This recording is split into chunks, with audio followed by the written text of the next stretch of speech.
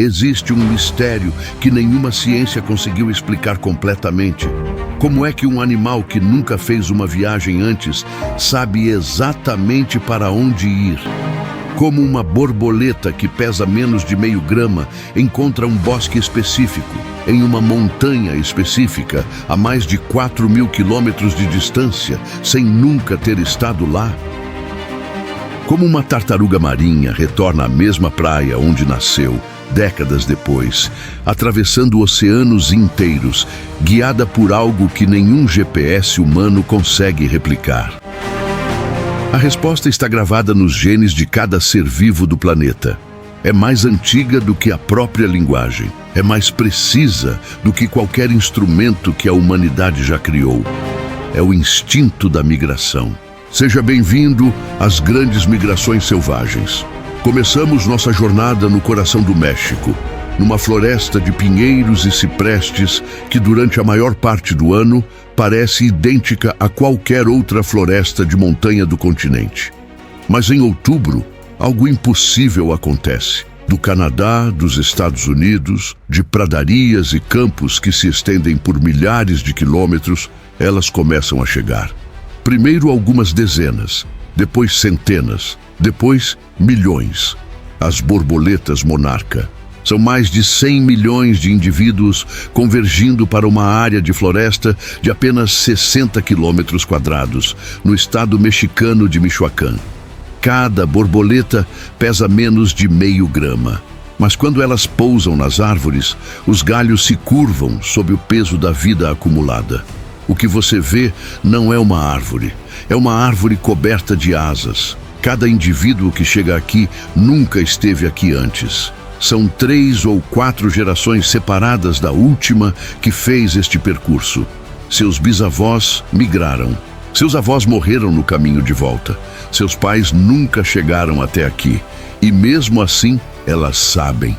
Os cientistas chamam isso de memória genética migratória.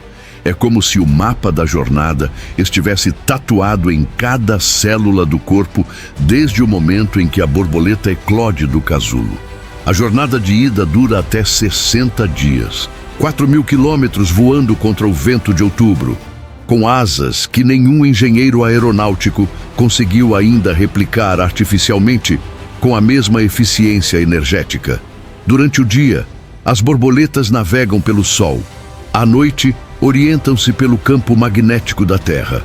Quando o céu está nublado, usam a luz polarizada que penetra através das nuvens. 3 sistemas de navegação simultâneos em um animal sem cérebro, como nós entendemos. E quando chegam, pousam e a floresta para. O silêncio que cai sobre o bosque de Michoacán quando as borboletas chegam é descrito por todos que o presenciaram da mesma forma. Parece sagrado.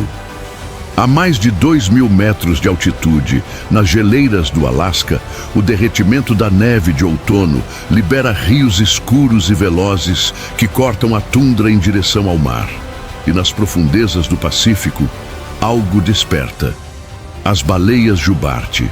Durante os meses de verão do hemisfério norte, elas estiveram aqui, nas águas frias e ricas em Krill do Alasca, comendo até 1,5 toneladas de alimento por dia, acumulando as reservas de gordura que vão sustentá-las nos próximos meses.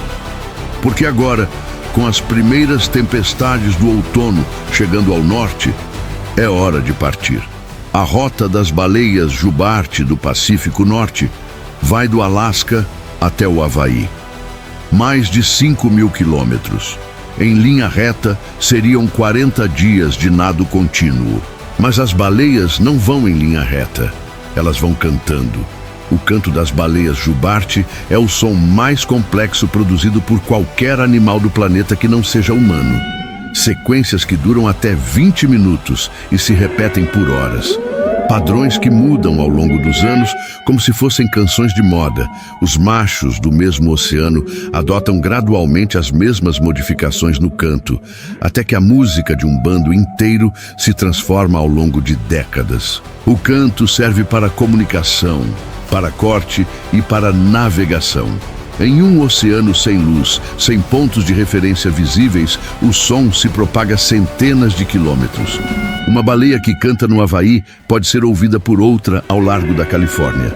A jornada é feita quase inteiramente em jejum. Nas águas tropicais do Havaí, não existe alimento equivalente ao krill do Alasca. As baleias chegam, se reproduzem, cuidam dos filhotes recém-nascidos nas águas quentes e calmas e depois fazem a viagem